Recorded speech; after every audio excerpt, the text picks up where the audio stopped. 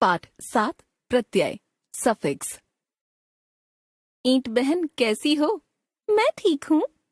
अच्छा एक बात बताओ, हमारा क्या अस्तित्व है? हम तो केवल छोटे छोटे खंड हैं। ऐसा मत सोचो, नए नए भवन बनाने में हमारा प्रयोग होता है, पर हमारा स्वतंत्र प्रयोग तो नहीं हो सकता।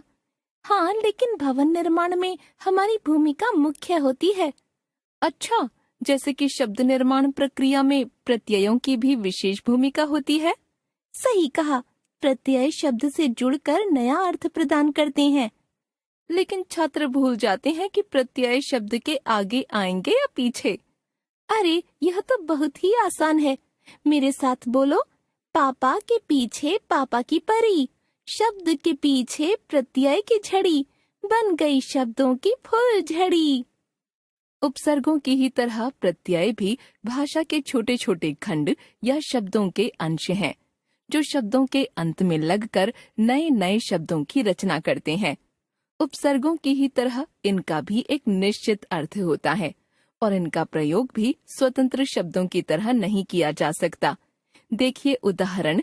मूल शब्द प्रत्यय, नया शब्द मित्र जमा ता मित्रता, प्यास जमा आ प्यासा। ध्यान रखिए, प्रत्यय शब्द नहीं है बल्कि शब्दों के छोटे छोटे अंश हैं। शब्दों की तरह प्रत्ययों का भी एक निश्चित अर्थ होता है। प्रत्यय शब्दों के अंत में लगकर नए शब्द बनाते हैं। प्रत्यय शब्दों की तरह भाषा में स्वतंत्र रूप से नहीं प्रयुक्त हो सकते। प्रत्यय के भेद। संस्कृत व्याकरण के अनुसार जो प्रत्यय क्रिया रूपों में लगकर संज्ञा विशेषण बनाते थे उन्हें तो कृत प्रत्यय कहा जाता था, और जो प्रत्यय क्रिया रूपों के अलावा अन्य शब्दों संज्ञा विशेषण अव्यय आदि में लगकर संज्ञा विशेषण आदि बनाते थे उन्हें तद्धित प्रत्यय कहा जाता था। इसी आधार पर हिंदी के प्रत्ययों को भी हम दो वर्गों कृत प्रत्यय तथा तद्धित प्रत्यय में विभाजित कर सकते हैं। साथ ही इन दोनों वर्गों में संस्कृत के तत्सम प्रत्यय, हिंदी के तद्भव प्रत्यय तथा अन्य भाषाओं अरबी फारसी से आए हुए आगत तीनों ही प्रकार के प्रत्यय हो सकते हैं। आगे दिए गए उदाहरणों के आधार पर इस बात को आप समझ सकते हैं। कृत प्रत्यय या क्रिया रूपों में लगने वाले प्रत्यय। जो प्रत्यय क्रिया रूपों में लगते हैं वे अलग अलग प्रकार के कार्य करते हैं तथा अलग अलग कार्य करने वाले संज्ञा या विशेषण शब्द बनाते हैं। इन्हीं कार्यों को ध्यान में रखकर इन प्रत्ययों को हम निम्नलिखित वर्गों में बांट सकते हैं। क्रिया को करने वाला प्रत्यय। उदाहरण। संस्कृत प्रत्यय अक गायक, पाठक, सेवक, नायक। उक भिक्षुक, भावुक। हिंदी प्रत्यय अक्कड़, पियक्कड़, घुमक्कड़, भुलक्कड़। ऊ खाऊ, कमाऊ, उड़ाऊ। हार होनहार, खेवनहार, सेवनहार। आगत प्रत्यय दार, देनदार, लेनदार। आलू, झगड़ालू, इयल, अड़ियल, सड़ियल। क्रिया का कर्म। हिंदी प्रत्यय ना, गाना, खाना। ने चटनी, सूंघने, फूंकने। वने पैरावनी, दिखावने। क्रिया का परिणाम। ये प्रत्यय भाववाचक संज्ञा बनाने का कार्य करते हैं, जैसे हिंदी प्रत्यय आई, पढ़ाई, लिखाई। आन पहचान, उड़ान, मिलान, उठान। आवट सजावट, लिखावट। ई हंसी, बोली। ना चलना, लिखना, पढ़ना। क्रिया करने का साधन। संस्कृत प्रत्यय अन, चिंतन, मरण, भवन, करण। हिंदी प्रत्यय ने, चलनी, कथने। ई फांसी, धुलाई, सफाई। ना ढकना, बेलना, पिटना। क्रिया करने के योग्य होना।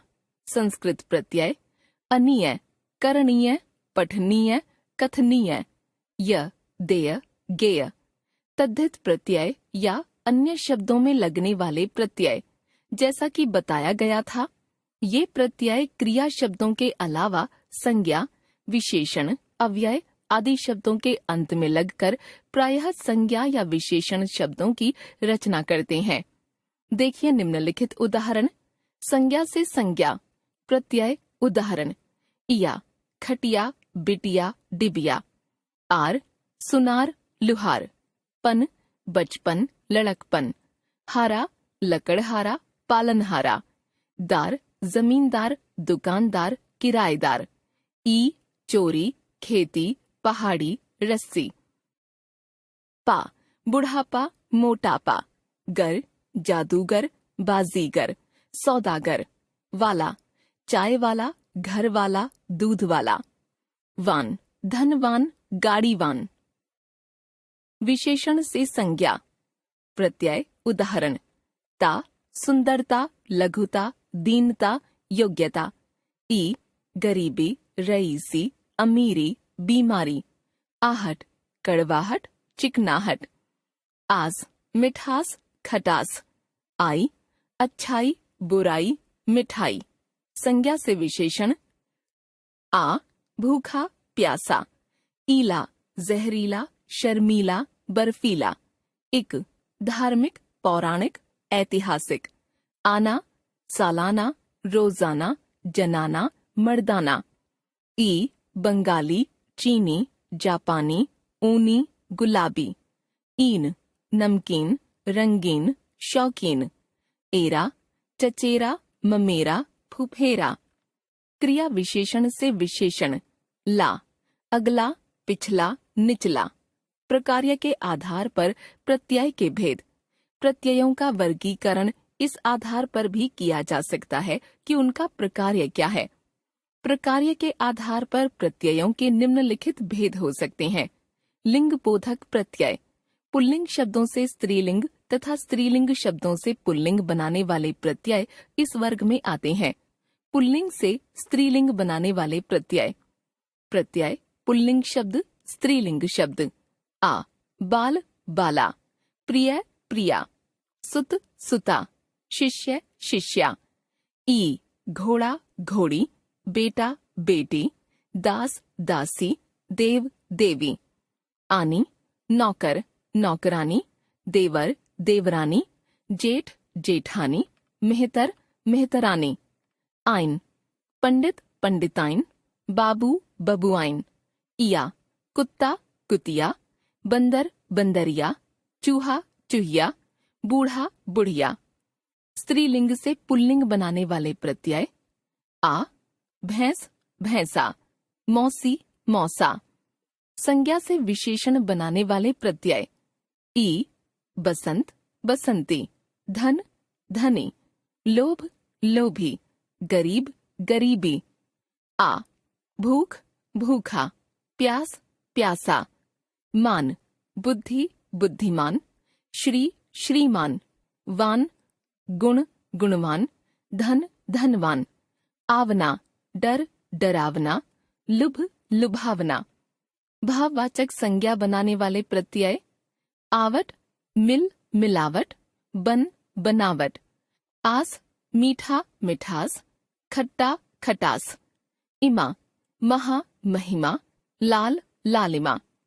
ता मित्र मित्रता आवश्यक आवश्यकता सुंदर सुंदरता प्रभु प्रभुता। कर्तृवाचक संज्ञा बनाने वाले प्रत्यय।